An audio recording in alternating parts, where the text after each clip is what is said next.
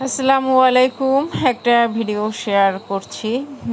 এই যে আজকে শুক্রবার, আমার শাশুড়ি মা আমাদের যে স্থানীয় জেলা শহরের যে একটা বিখ্যাত বেকারি আছে, সেই বেকারি আইটেম খুব মজার।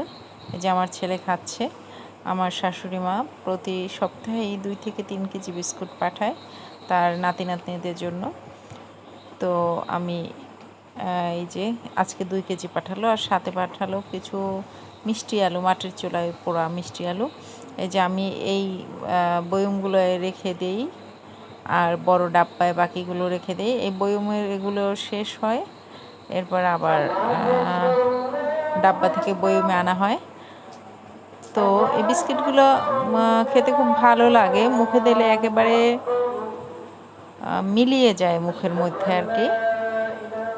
এই যে আমি আমার ছেলে খাচ্ছি। আজকে আমরা কোনো দুধ চা করিনি, দুধ চা তো এমনিতেই একটু ক্ষতি, তারপরও খাই। আজকে আমরা দুধের মধ্যে বিস্কিট ভিজিয়ে খাচ্ছি, আলহামদুলিল্লাহ।